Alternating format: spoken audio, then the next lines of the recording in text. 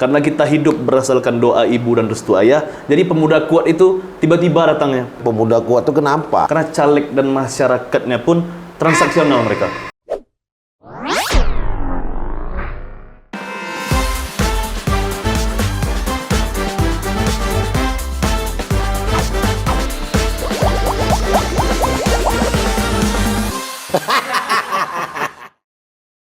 Bismillahirrahmanirrahim. Assalamualaikum warahmatullahi wabarakatuh. Waalaikumsalam warahmatullahi. Alhamdulillah Pak, kita ketemu lagi dalam Bual YP.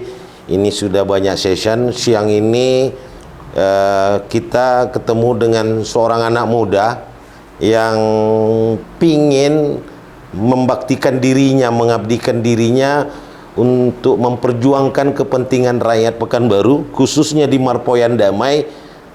Anak muda ini punya catatan baik, punya keinginan yang tinggi, bagaimana dia nanti memperjuangkannya, mana tempat dia bermukim, khususnya di Marpoyan Damai.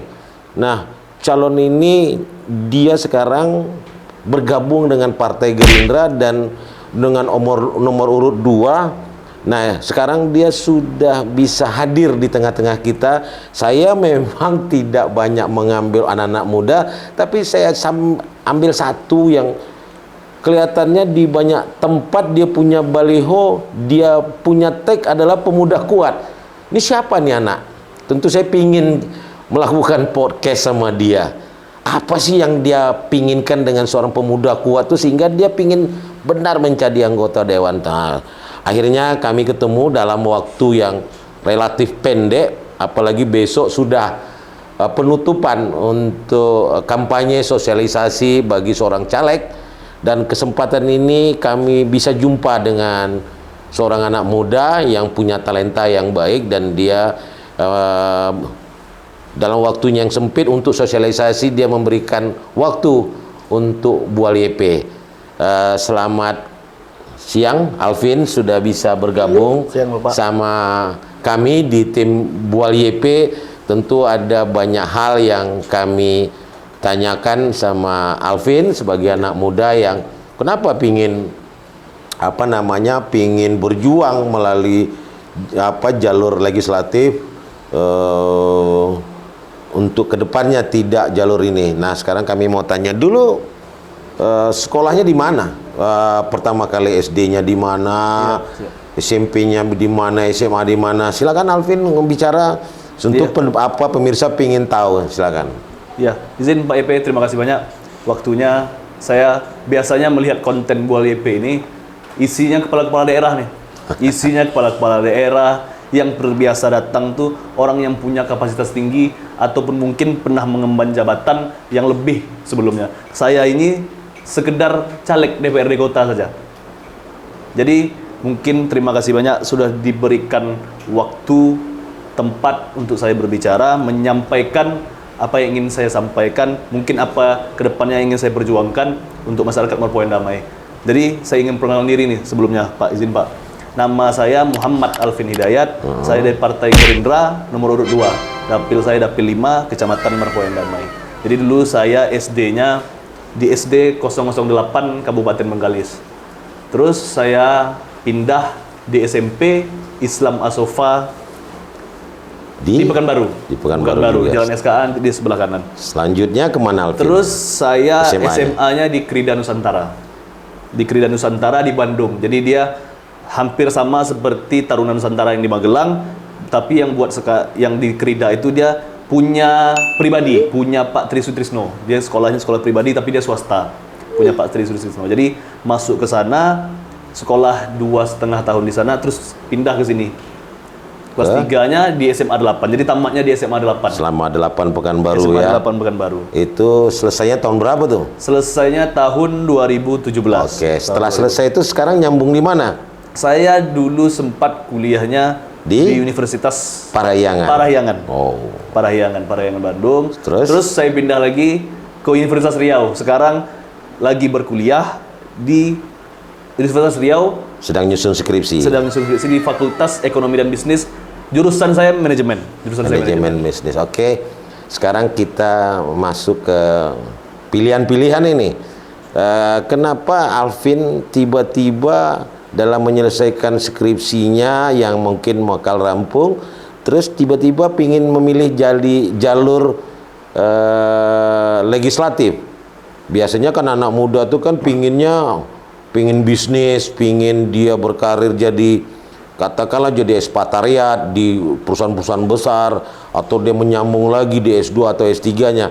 Ini Alvin mau menyelesaikan pingin juga jadi calon di legislatif. Apa yang membuat tertarik di dunia politik itu sehingga saya pingin gini, ceritakan sedikit lah kepada Bu YP ini kenapa tertarik untuk menjadi calon anggota legislatif. Sementara anak muda sekarang kan saya pingin ini buka kafe, buka apa. Nah sekarang Alvinnya tiba-tiba pingin ambil jalur legislatif, pingin jadi anggota dewan. Kenapa? Nah, silakan Pin Kalau menjelaskan sebelumnya, saya juga sempat punya kafe di Jalan Melati, itu Kawa Coffee namanya, sama 3 partner teman saya. Tapi seiring berjalannya waktu itu nggak works lagi, nggak jalan lagi mereka. Kenapa nggak jalan? Ada satu dan lain hal yang tidak bisa diceritakan. Tapi di satu sisi kenapa masuk ke politik? Karena itu niat di awal pada tahun 2020. Yang bantu menginisiasi itu, ngobrol sama Alvin itu ada Om dan juga abang sepupu. Jadi dia bilang, Alvin dengan orang yang tipe yang seperti ini, coba nanti sampaikan sama orang tua, karena orang tua punya privilege. Sebenarnya privilege itu tergantung perspektif kita melihat. Ini baik atau tidak, bisa atau tidak digunakan privilege tersebut. Yang contoh, orang tidak semua bisa masuk ke partai politik, tapi Alvin punya kesempatan itu. Jadi seiring berjalannya waktu, karena 2020 pemilihannya kemarin 2019 kan sudah lewat dan umur pun belum cukup. Pas di tahun 2024 ini, dari tahun 2023 masuklah ke partai. Masuk ke partai, pertama kali mencalonkan diri itu di Bengkalis. Udah berjalan hampir 1,5 tahun. Tetapi dengan keadaan yang seperti ini dan dilihat juga dari perjalannya waktu, sepertinya menginginkan majunya di Pekanbaru saja. Meskipun cuma punya waktu yang sedikit, insya Allah karena kita turun ke lapangan, memang militan, masif pergerakannya, sampai sekarang inilah Alvin berdiri sampai pada hari ini. Mungkin dari perjalanan waktu kenapa ingin masuk ke politik, karena balik lagi, awal dulu niatnya punya usaha, pengen memperkerjakan banyak orang, bermanfaat untuk banyak orang. Sama juga di politik ini. Dengan masuk ke dunia politik, punya privilege orang tua yang bisa memberikan Alvin ruang untuk berekspresi lewat partai politik. Karena jangan semua stigma masyarakat ketika melihat partai politik ini jelek. Tapi ayo sama-sama kita anak muda yang mewakili DPT kita sekitar 50-60%, ayo kita gabung di partai politik sama-sama. Jadi kepentingan anak muda itu bisa diperjuangkan ya, sehingga anak muda juga bisa tahu Anda bisa ke sini, Anda bisa ke sini kan gitu. Jadi perjuangannya tidak hanya melihat bisnis, tapi bisa berlembaga legislatif DPRD-nya kan. Sekaligus juga bisa memberikan pemahaman kepada rakyat bahwa memperjuangkan juga aspirasinya melalui aspirasi.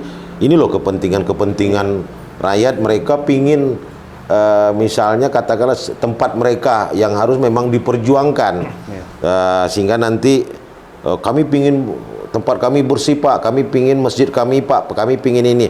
Nah itu kan sebuah perjuangan dari wakil mereka yang ada duduk di situ. Oke ya. Nah sekarang baliho yang kami lihat adalah Alvin itu buat poster, buat baliho ada pemuda kuat. Kenapa mesti milih pemuda kuat? Kenapa? Tolong ceritakan sama pemirsa terkait dengan pemuda kuat itu kenapa?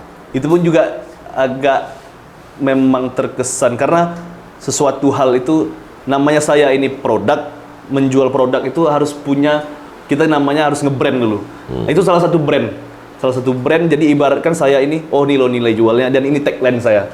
Jadi ibarat orang mau beli sebuah brand atau mau memilih saya, inilah tagline-nya. Karena kita hidup berdasarkan doa ibu dan restu ayah, jadi pemuda kuat itu tiba-tiba datangnya. Minta tolong bikinkan poster, dan bunda saya kebetulan membuatkan itu, pemuda kuat. Konsisten, ulet, amanah, tangguh. Jadi insya Allah doanya ke depannya sama-sama konsisten. Terus konsisten dengan apa ini niatkan dari awal, ulet. Gimana cara di lapangan kita terus berperang, sebelum duduk dan setelah duduk pun kita harus berperang, dan amanah apapun itu nanti ke depannya sama-sama didoakan. ketika mendapatkan embanan tersebut memang harus amanah dan tangguh dalam menghadapi contoh memperjuangkan aspirasi masyarakat, apapun itu harus tetap kuat. Oke. Jadi Ini luar biasa nih ya. Alvin bisa menjelaskan dengan baik. Ini satu hal yang menarik bagi anak muda, yang khususnya caleg-caleg anak muda memang harus bisa memberikan jawaban yang pasti kepada masyarakat, kepada pemirsa bahwa ini loh. Mereka kan juga banyak bertanya sama saya bahwa Pak itu anak-anak muda tuh gimana? Kenapa dia tertarik? Nah, ini kan sudah dapat sebuah jawaban kenapa seorang anak muda tuh dia pingin maju.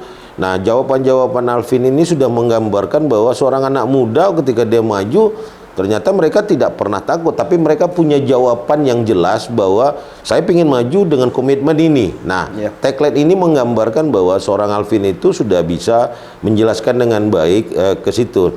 Nah, sekarang kita mau tanya, saya mau nanya kepada Alvinnya, kira-kira nanti perjuangan apa sih sebenarnya dari sisi yang mana? Apakah nanti Alvin lebih konsen kemana? Apakah nanti dia kan banyak nanti nih muncul lebih konsen ke pendidikan, kesehatan, pembangunan, pertanian atau apa?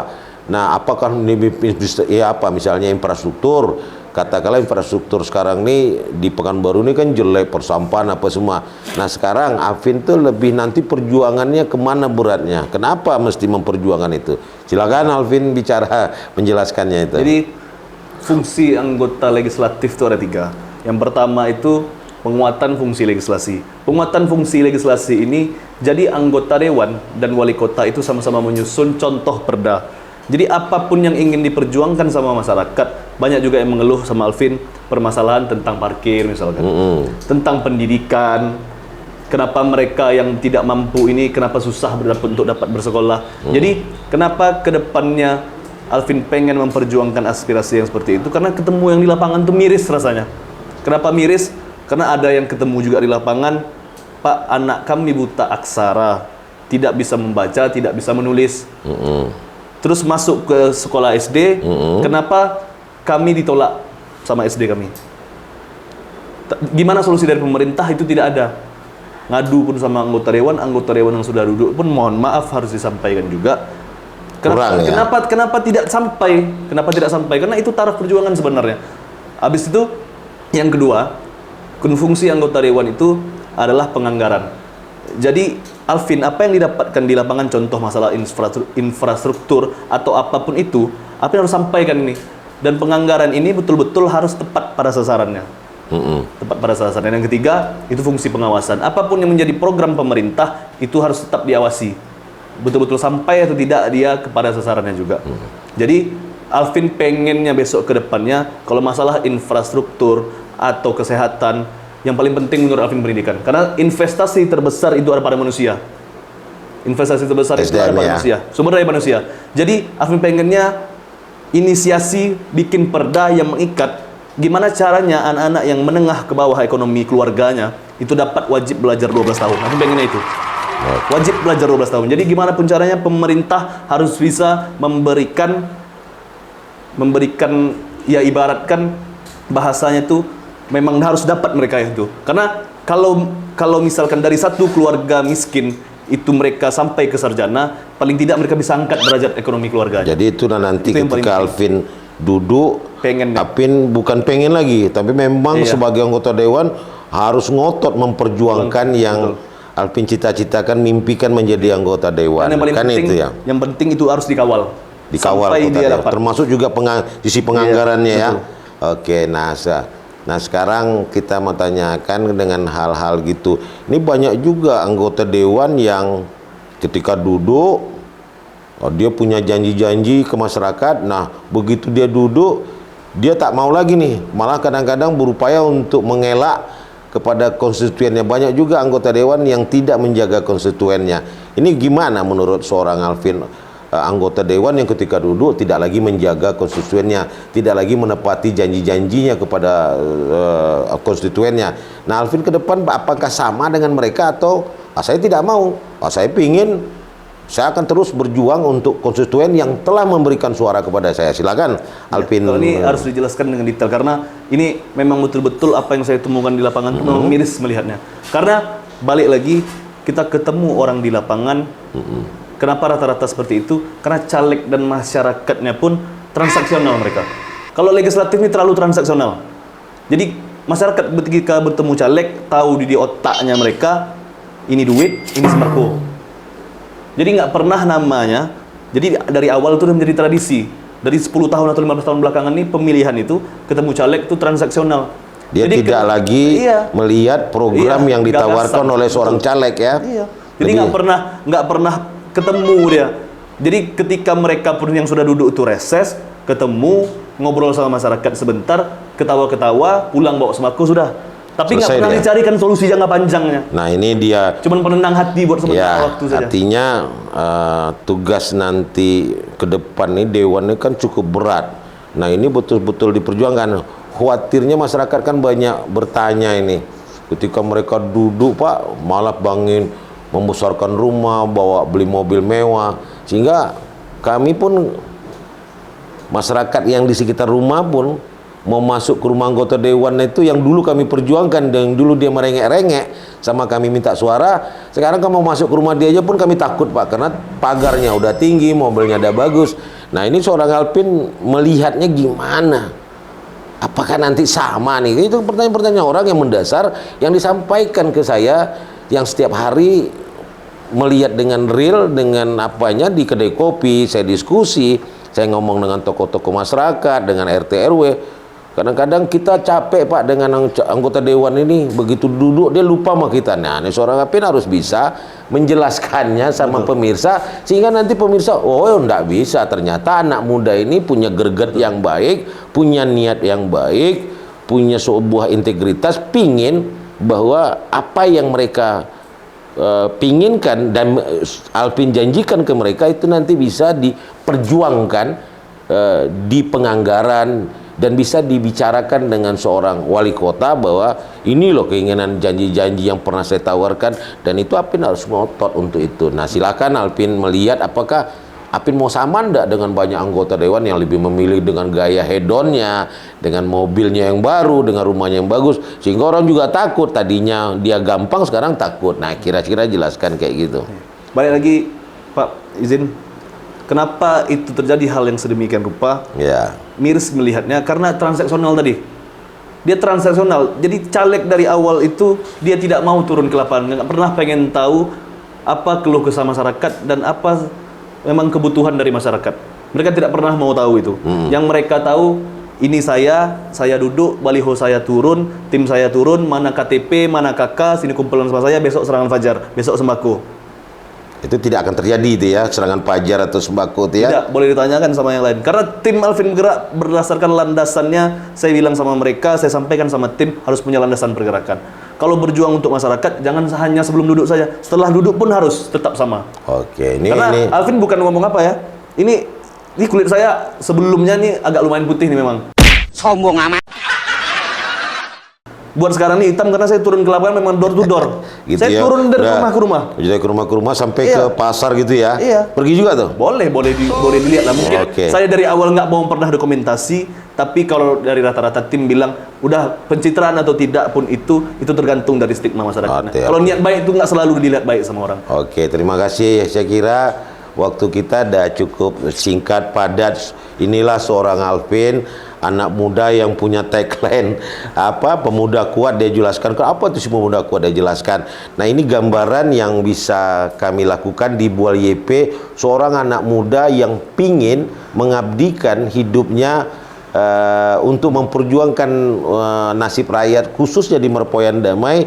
Bagaimana mereka pingin sesuatu mengatasi banjir, masalah pendidikan, sehingga misalnya akses ke pendidikan mereka susah. Nah itu yang jadi persoalan. Ternyata anggota legislatifnya banyak juga dari kalangan tua. Ternyata ada anak-anak muda yang pingin berkiprah dengan baik, pingin berjuang dengan baik. Ini dia seorang Muhammad Alvin Hidayat dari Partai Gerindra. Tadi dia sudah banyak cerita. Nomor berapa? Nomor 2 ya. nomor urut 2 di Partai Gerindra untuk Marpoyan Damai ya. Semuanya nomor 2. Oke gas, nomor 2 torang gas.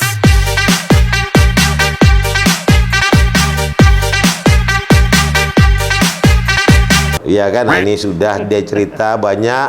Saya kira nanti kita akan lebih dalam lagi dalam Bual YP singkat, tapi kita curilah waktu dia yang singkat ini karena dia mau sosialisasi di banyak tempat, kita curi waktunya. Alhamdulillah dia bisa hadir dalam Bual YP. Terima kasih sekali lagi Alvin, Ya, Muhammad sebentar Alvin ada Hidayat. closing statement Mungkin dari ya, Alvin. silakan mau ada Ya. closing statementnya. Jadi sebanyak ini mungkin Alvin caleg paling muda mungkin, tapi nggak tahu ya. Tapi sekiranya mungkin Alvin paling muda. Yang bisa Alvin bilang sama masyarakat, khususnya yang tua menawarkan pengalaman, kalau buat Alvin anak muda menawarkan masa depan. Nah, terima kasih Alvin. Dia punya tagline yang baik. Saya kira itu dia gambarannya seorang Muhammad Alvin Terima kasih Hidayat, banyak. calon nomor 2 dari Partai Gerindra untuk Marpoyan Damai. Kita sudah ngelihat bahwa dia punya komitmen yang kuat untuk memperjuangkan, khususnya tadi dia banyak cerita tentang pendidikan. Ini salah satu hal yang baik karena dia bilang tadi pendidikan itu sebuah investasi. Nah ini cukup baik karena kalau kita melihat ke depan memang ngelihat dari data jumlah orang yang tamat SD terlalu banyak, yang tidak tamat sekolah cukup besar.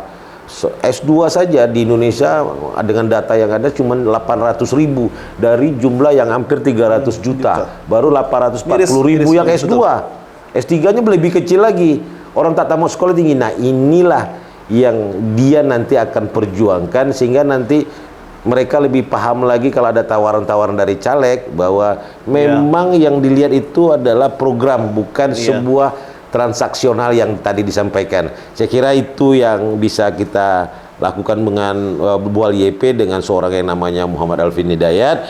Dia sudah menyampaikan bagaimana komitmen kuatnya untuk lembaga legislatif sehingga nanti kita bisa memberikan dukungan penuh kepada dia, seorang anak muda Muhammad Alvin Hidayat. Saya kira itu saja yang bisa kita dalam kita diskusikan, kita Bual YP kan dengan seorang Alvin Hidayat. Karena waktunya tadi juga sempit, kita sudah curi waktu dia bisa hadir di tengah-tengah Bual YP. Saya kira itu saja yang bisa kami sampaikan. Ketemu lagi dalam Bual YP di episode tertentu. Akhirul kalam, ucapkan bila taufiq wal hidayah. Assalamualaikum warahmatullahi wabarakatuh.